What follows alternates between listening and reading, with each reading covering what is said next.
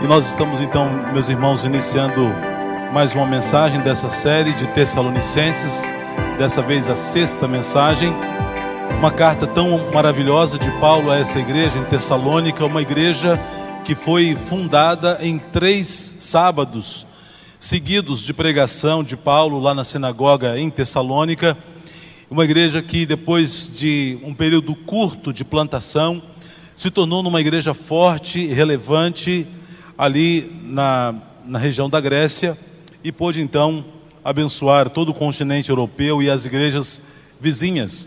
Eu quero relembrar com você as mensagens anteriores. O tema da nossa reflexão hoje é sobre uma igreja firme e amorosa. Mas eu quero lembrar, no dia 31 de janeiro, nós pregamos a mensagem, a introdutória dessa série, falando da plantação da igreja estratégica. Depois falamos das marcas de uma igreja verdadeira, narradas no capítulo 1 de Tessalonicenses. Depois o procedimento de um pregador do evangelho, as características de Paulo e a sua comitiva. Paulo foi para Tessalônica junto com Silas e com Timóteo para levar o evangelho a essa região. Depois vimos como uma igreja deve receber a palavra, foi a nossa quarta mensagem. Na penúltima mensagem, estudamos também sobre a quinta mensagem, a igreja de Cristo precisa de cuidados, foi a nossa reflexão. E nós então, hoje vamos iniciar uma nova mensagem. Nesse texto de hoje então, Paulo está terminando o capítulo 3 da carta dele aos Tessalonicenses, e ali ele estava falando, você se lembra que na mensagem passada ele envia Timóteo até a igreja de Tessalônica. Paulo estava em Atenas, ele queria estar com a igreja de Tessalônica, mas não pôde estar, ele teve dificuldade de estar com aqueles irmãos, e ele então agora retorna, envia Timóteo até a igreja de Tessalônica, e Timóteo agora retorna dessa visita àquela igreja para falar aos irmãos dali de Tessalônica. Então esse foi o resumo, da mensagem anterior, o cuidado de Paulo com a igreja. Um jovem usado por Deus, que foi Timóteo, levou as informações de Paulo até a igreja. E nesse texto também, Paulo falando da igreja precisa se preparar para as dificuldades. Hoje então, uma igreja firme e amorosa é o tema da nossa reflexão. Eu peço que você abra sua Bíblia, por favor, em 1 Tessalonicenses 3, de 5 a 13. A parte final do capítulo 3, que será o objeto do nosso estudo nessa noite, da nossa reflexão. 1 Tessalonicenses 3, de 5 a 13. Todos acharam? O texto diz assim para nós: assim, quando não pude mais suportar, enviei Timóteo para saber se continuavam firmes na fé. Tinha receio de que o tentador os tivesse vencido e todo o nosso trabalho houvesse sido inútil. Agora, porém, Timóteo voltou, trazendo boas novas a respeito de sua fé e seu amor. Ele nos contou que vocês se lembram sempre com alegria de nossa visita e que desejam nos ver tanto quanto nós queremos vê-los. Por isso, irmãos, apesar de nossos sofrimentos e dificuldades, ficamos animados porque vocês permaneceram firmes na fé. Agora revivemos por saber que estão firmes no Senhor. Sim, agradecemos a Deus por vocês, por sua causa, temos grande alegria na presença de Deus. Noite e dia oramos por vocês com fervor, pedindo que possamos vê-los novamente, a fim de ajudá-los a aperfeiçoar a fé. Que Deus, nosso Pai e nosso Senhor Jesus, nos encaminhe a vocês em breve, e que o Senhor faça crescer e transbordar o amor que vocês têm uns pelos outros e por todos, da mesma forma que nosso amor transborda por vocês. E como resultado, que Deus, nosso Pai, torne seu coração forte, irrepreensível e santo diante dele, para quando nosso Senhor Jesus voltar com todo o seu povo santo. Amém. Amém? Meus irmãos, a nossa reflexão hoje, então, nesse capítulo 3 de Tessalonicenses, nós queremos pensar algumas coisas importantes aqui para nós. Eu comecei lendo o verso 5, que já tínhamos pregado na semana passada, mas fiz questão de lê-lo para dar ligação com o que nós já havíamos falado e um melhor entendimento. Então, à luz desse texto, em primeiro lugar, nós queremos pensar uma igreja firme e amorosa, é uma igreja que apresenta boas notícias. Foi o caso da igreja de Tessalônica. Lembra? Paulo quis estar com os irmãos de Tessalônica, mas o texto que lemos na semana retrasada diz que Paulo foi impedido por Satanás. 2 vezes ele quis estar com os irmãos e não pôde. E não podendo ir, ele toma o expediente de enviar Timóteo. Tamanha a preocupação de Paulo com essa igreja que tinha sido formada, como eu já falei, em apenas 3 sábados. 3 pregações de Paulo deu origem a essa igreja tão forte em Tessalônica. Mas ele não sabia das notícias daquela igreja, não sabia o que estava acontecendo. E como não pôde ir, ele pede então a Timóteo que vá até lá para saber notícias da igreja. E o texto que vamos falar hoje é esse. Timóteo vai então até a igreja de Tessalônica. Nesse momento Paulo estava em Atenas, pregando o evangelho. Só que pena, em Atenas o evangelho não cresceu tão bem quanto foi lá em Tessalônica. Paulo passou alguns dias pregando em Atenas, mas foi rejeitado, e dali ele segue para Corinto.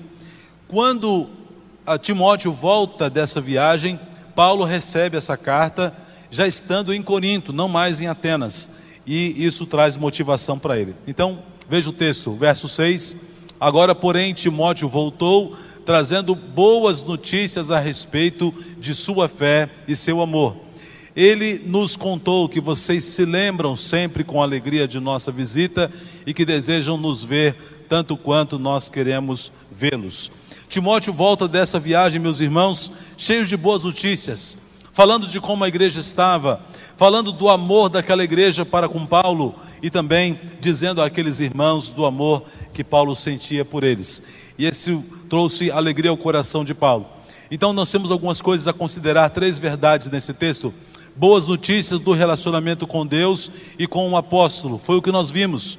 A igreja estava feliz com Paulo, feliz com Deus, apesar das provações e das perseguições, que não eram poucas.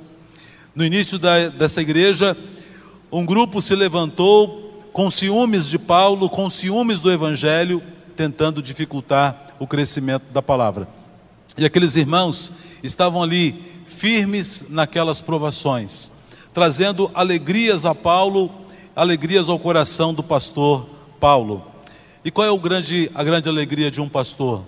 Ver a sua igreja absorvendo e apreendendo e reproduzindo a palavra de Deus. Isso estava acontecendo em Tessalônica. Paulo teve a alegria de saber que aquela igreja, plantada em tão pouco tempo, estava pujante, estava firme, estava transmitindo o seu amor, e por isso mesmo foi chamada de uma igreja modelo. As boas notícias que trouxeram consolação a Paulo. Vamos ler o texto juntos ali, o verso 7, junto comigo.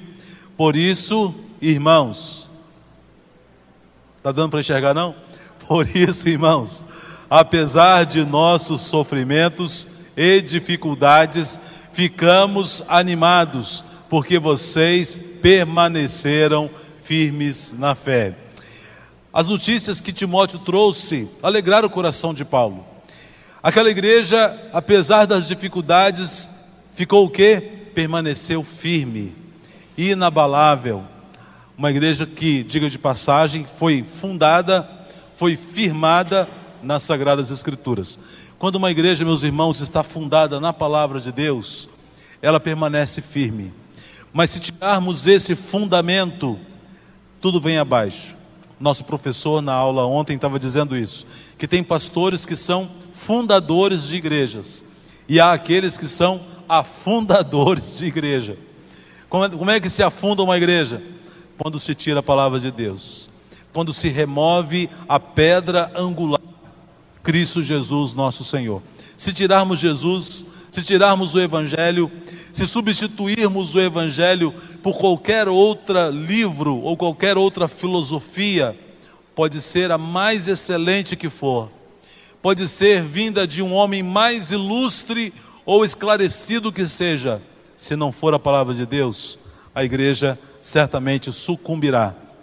Não foi o caso da igreja de Tessalônica, uma igreja que permaneceu firme. E líderes, meus irmãos, pastores, líderes, também precisam de encorajamento. Quando a notícia chega através de Timóteo, isso trouxe encorajamento para Paulo e para a sua comitiva. Pastores também precisam de encorajamento. São seres humanos, como todos. Têm também problemas, como todos têm. Têm fragilidades e debilidades, como todos têm. Não são super-homens. E aqueles que tentam ser super-homens, muitas vezes acabam sucumbindo e não conseguem nem terminar o ministério. Por isso nós precisamos todos os dias, sempre que você se lembrar, ore pelos pastores que você conhece. Os pastores dessa igreja, pastores de outras igrejas. Aonde você passar e ver a porta de uma igreja, abençoe o pastor dali, mesmo que você não conheça. Ali na Avenida do Iguaçu, quem mora lá no Rio Branco, tem muito motivo para orar naquela avenida ali, né? Antes da Ulisses Guimarães. É uma igreja atrás da outra, uma porta atrás da outra. Vai orando por todas elas ali. Estenda suas mãos mesmo e peça: Senhor, abençoe essa igreja. Abençoe o pastor que está à frente dessa igreja. Eu não conheço, mas o Senhor conhece. Faça com que essa igreja prospere. Tem pastores, meus irmãos, que ficam felizes só se a igreja dele estiver crescendo. Não deve ser assim conosco. Porque a minha igreja, a sua igreja, é a igreja de Cristo. A igreja da placa A, B, C, D é de Cristo. Não é minha, não é sua. Não temos igrejas, estamos pastoreando o rebanho de Cristo. A igreja é de Jesus. Então não temos que ter ciúmes. Lembrar do que Paulo disse, né? O apóstolo Paulo, com toda a sua inteligência, sua erudição, ele desenhou nas suas cartas, usou várias figuras para definir a igreja. Uma delas é corpo. Nós somos um corpo. Outra figura de Paulo é da noiva, a noiva de Cristo. Paulo que instituiu essa figura. Mas além disso, além de corpo, de noiva, a igreja é o edifício de Deus, é uma obra que pertence a Cristo. Então nós temos que lembrar disso e trazer encorajamento. Agora o verso 8 ele diz, que coisa maravilhosa. Eu coloquei o texto aqui também, lá de Atos 18, verso 5. Eu fui pesquisar e encontrei esse momento que Paulo encontra-se com Timóteo, voltando da Macedônia, voltando lá de Tessalônica. Veja o texto de Atos 18, 5. E quando Silas e Timóteo desceram da Macedônia, foi Paulo impulsionado no Espírito, testificando aos judeus que Jesus era o Cristo. Percebe que bênção? A notícia que chega através de Timóteo dá um impulso em Paulo. Ao saber que a igreja que ele plantou em apenas 3 sábados estava pujante, estava firme na fé, estava crescendo, com saudades de Paulo, amando Paulo e amando a Deus. Isso alegrou o coração de Paulo. Assim, meus irmãos, nós também, como servos de Deus, pastores, precisamos das orações dos irmãos. Muitas vezes as lutas, dificuldades estremecem o nosso coração. Ao vermos irmãos que investimos tanto, oramos tanto e trabalhamos tanto para o crescimento daquela pessoa, alguns que inadvertidamente caem nas armadilhas de Satanás, nos entristece, amargura o nosso coração, e precisamos de oração, precisamos do apoio dos irmãos. Em segundo lugar, uma igreja coberta pelas orações. Veja, vamos ler comigo, agora dá para enxergar melhor, né? Juntos. Sim, agradecemos a Deus por vocês, por sua causa temos grande alegria na presença de Deus. Noite e dia oramos por vocês com fervor, pedindo que possamos vê-los novamente, a fim de ajudá-los a aperfeiçoar a fé. Nesse texto eu quero chamar a atenção a algumas coisas, sobretudo algumas palavras chaves que estão nesse texto, que nos chamam a atenção e que precisam ser destacadas. Primeiro, falarmos sobre a oração de Paulo, que é dirigido a Deus como transcendente e também como imanente. O que quer dizer isso? Paulo está orando a um Deus que excede o nosso entendimento. Deus não pode ser contido num templo. O Deus que criou todas as coisas, que lá, segundo Isaías, mediu a água dos oceanos na concha da palma da sua mão. Já parou para pensar nisso? As águas de todos os oceanos Deus mediu na concha da palma da sua mão. Como que um Deus tão transcendente, um Deus que criou um universo e estrelas que estão a mais de 200.000 anos-luz distantes de nós, como compreender esse Deus, mas que é não somente transcendente, mas também imanente? Um Deus tão poderoso, um Deus que não pode ser contido em templo feito por mãos de homens, também habita no seu coração, habita no meu coração. Deixou o seu lar de glória e hoje temos Deus aqui, habitando em nós, na pessoa do Espírito Santo. Paulo está fazendo uma oração a esse Deus que é transcendente, mas também é imanente. Não estamos falando aqui da presença de Deus materializado na criação, não é disso que estamos falando, mas da presença e da capacidade inexplicável de Deus, Criador de todas as coisas, também habitar dentro do ser humano, dentro do coração do homem. E Paulo está fazendo essa oração a esse Deus que transcende o entendimento, mas que ao mesmo tempo tem prazer em se relacionar conosco. Um Deus que não está distante de ser intocável, ou para precisar falar com Ele ou relacionar-se com Ele, precisarmos de dogmas ou de subterfúgios e temos um manual de funcionamento da nossa relação com Deus. Nada disso, mas um Deus que tem prazer em relacionar-se conosco como Pai, como nosso Senhor, como nosso Deus. E eu queria destacar, meus irmãos, também o valor e o poder da oração. Veja, Paulo estava distante daquela igreja, ele não podia estar com eles, mas ele orava, você viu no texto, noite e dia por aqueles irmãos. Talvez você saiba de uma situação vivida pela igreja hoje. Eu queria nos desafiar e desafiar você que está aqui a sermos intercessores, por exemplo, pela igreja perseguida. Orarmos pelos missionários. Você conhece os missionários de missões que estão na África, que estão na América Latina, que estão lá no Oriente Médio, que estão na Ásia? Nós não sabemos talvez nem o nome de nenhum deles. Sabemos de um pelo menos, né? O Fábio, que é o missionário Michael Greenwald, que está lá em Israel. Esse sabemos claramente, nosso irmão em Cristo, membro dessa igreja, que nos honra, nos representando e representando os batistas lá em Israel. Mas mesmo que você não saiba os nomes de nenhum missionário, você pode pisar no campo onde eles estão trabalhando através da oração. Nós vamos iniciar agora em março a campanha de missões mundiais. Junto com o material nós recebemos cartões de oração.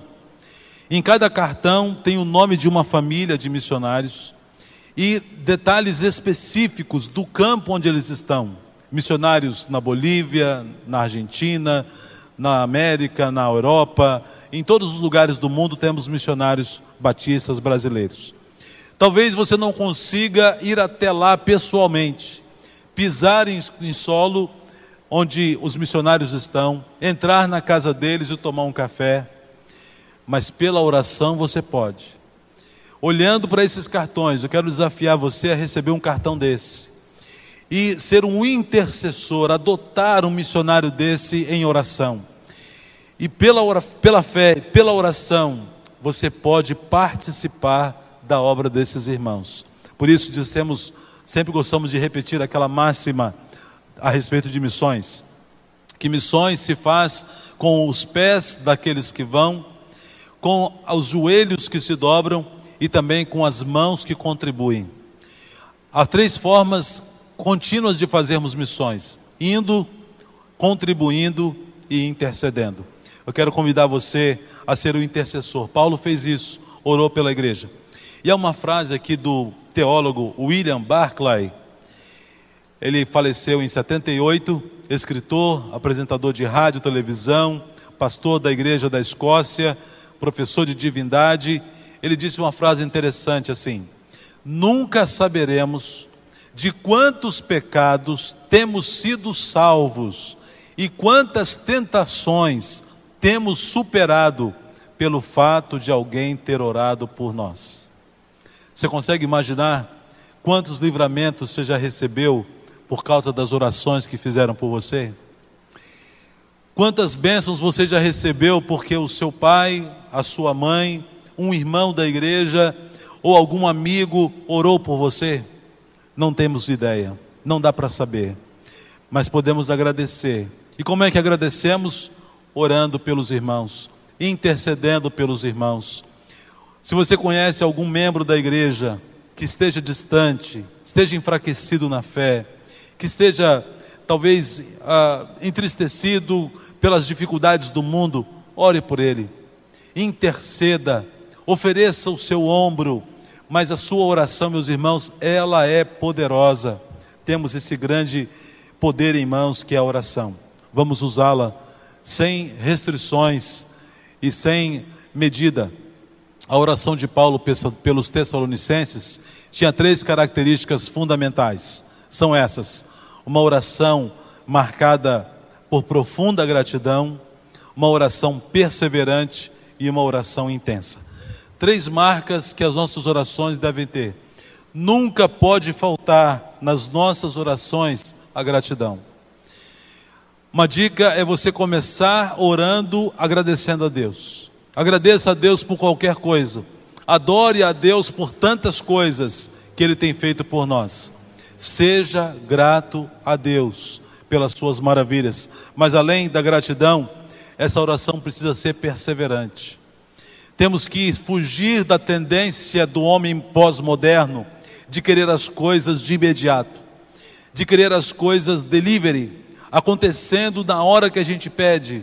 Temos que fugir disso. E em terceiro lugar, essa oração precisa ser intensa, precisa ser com o joelho no chão, com olhos molhados, joelhos calejados, com uma vida mesmo derramada diante do altar.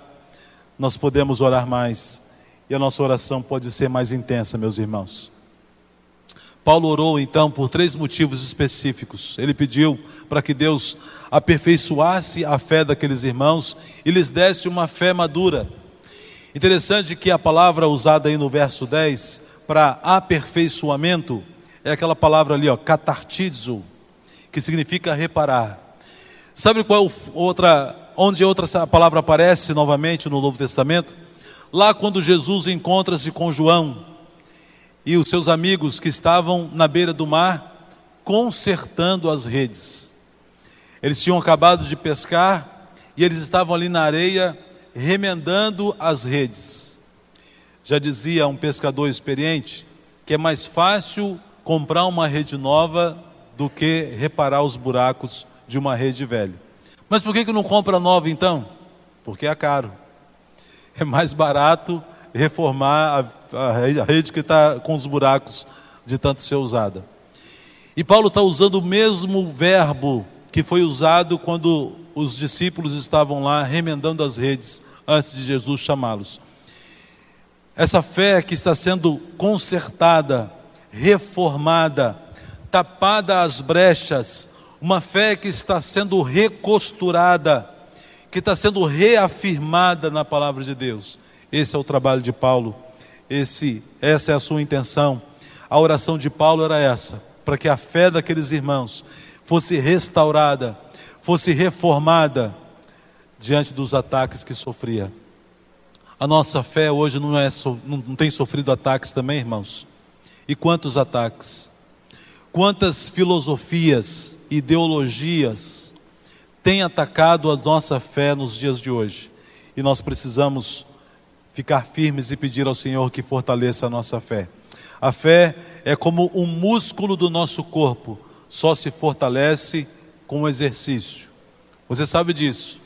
Cadê aqui aqueles que vão sempre às academias, aqueles que ficam bombados?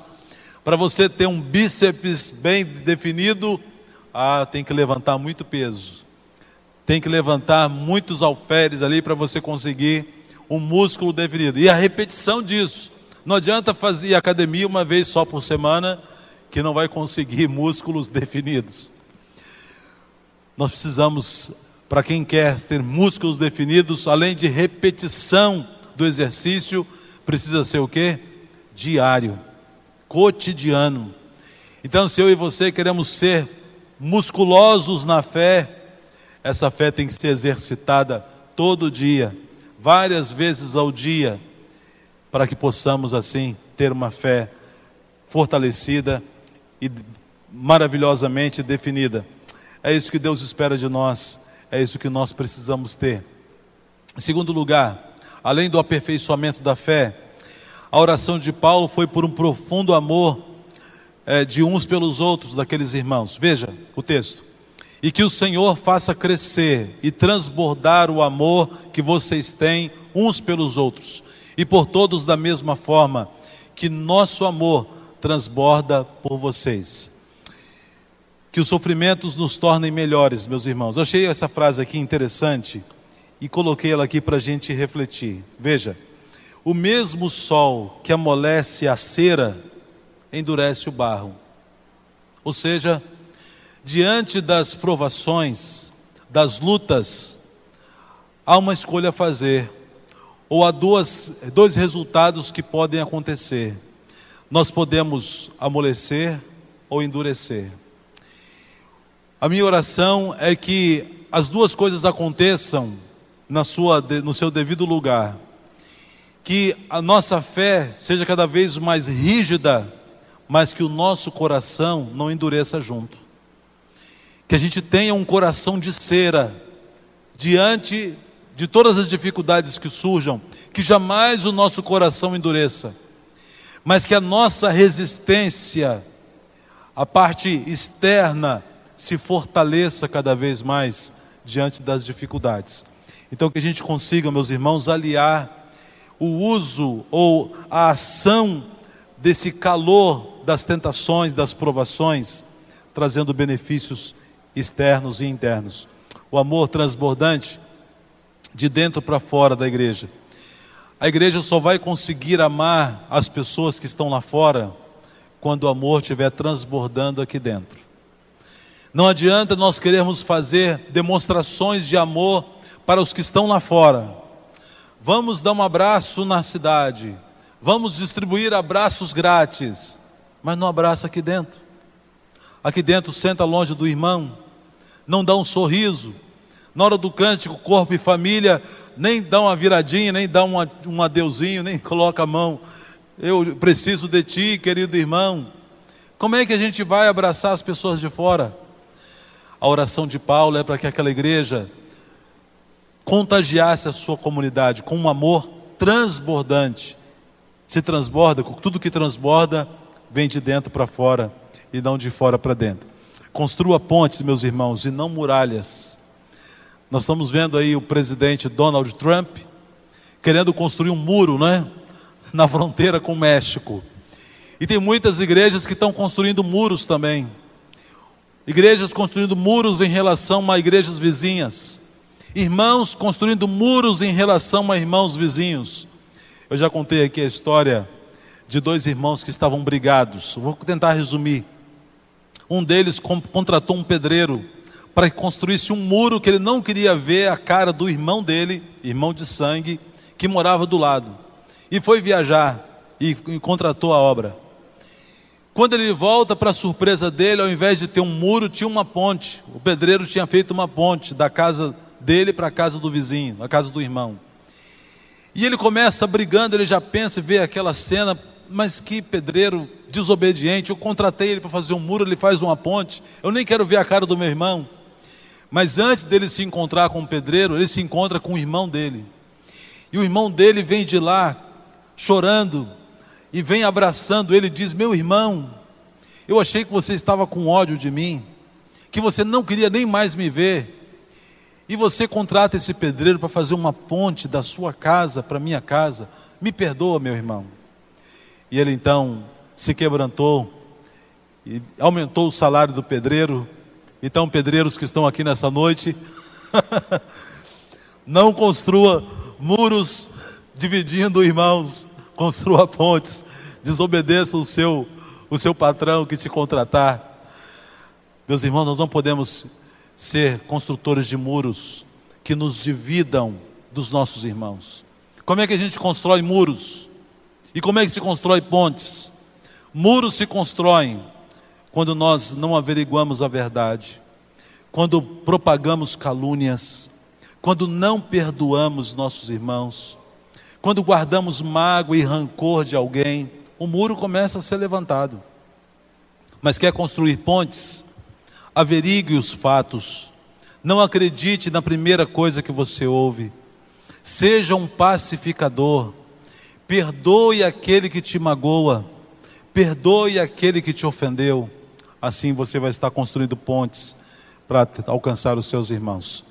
Demonstre amor aos irmãos, demonstre amor a todos, não só aos irmãos, mas até aos inimigos, sabia? Jesus falou que quando nós amarmos os nossos próprios afetos, os nossos próprios familiares, não fazemos nada demais. Até os fariseus fazem isso, até os falsos fazem isso, amam os seus familiares. Então não há nada de benéfico ou não há nada de grandioso em amar aqueles que são da casa. Mas o nosso desafio é amar os inimigos, aqueles que falam mal de você, aqueles que querem mal a você, aqueles que não têm afeto a você. E finalizando aqui, em terceiro lugar, Paulo orou para que eles pudessem ser santos na presença de Deus até a volta de Jesus. Veja o texto. E como resultado, que Deus nosso Pai torne seu coração forte, irrepreensível e santo diante dele, para quando nosso Senhor Jesus voltar com todo o seu povo santo. Amém. Em primeiro lugar, a segunda vida de Cristo, meus irmãos, nos motiva a uma vida de santidade. Santidade no sentido de separado. Nós somos santos. Santos, não aquele santo que é adorado ou que tem a marca de ser dito que não tem mancha, não tem pecado, nada disso. Santo no sentido de separado, de uso exclusivo. Eu e você somos propriedade exclusiva de Deus. Deus não nos divide com ninguém. Deus tem ciúmes de nós. Não nos compartilha com o mal e nem com o diabo. Deus quer exclusividade da nossa adoração, exclusividade das nossas atenções, exclusividade de todo o nosso ser, separados para uso exclusivo de Deus. A santidade de vida não é uma formalidade externa, mas uma vida vivida na presença de Deus. Isso sim é um uso exclusivo. Segunda vinda de Cristo nos mostra que o melhor ainda está por vir. Esse mundo, meus irmãos, é um mundo de ilusões. O nosso mundo não é aqui. Hoje pela manhã fizemos um devocional lá no texto de Colossenses, capítulo 3, verso 2, onde Paulo está dizendo à igreja de Colossos para olharmos para o alto e esquecermos dos atrativos deste mundo. O nosso foco não é aqui. A nossa morada definitiva não é aqui, mas é na eternidade. Eu quero então finalizar com algumas perguntas. Você tem orado pela igreja de Cristo? Você tem orado por essa igreja para que os irmãos fiquem firmes na fé? Você está vivendo em santidade? Você está preparado para a segunda vinda de Jesus? A Bíblia diz que Jesus virá como ao soar da última trombeta. Jesus virá em glória para resgatar a sua igreja. Que eu e você estejamos preparados. E para estarmos preparados precisamos orar, buscar a santidade a cada dia, nos separarmos para a honra e glória do Senhor. Amém?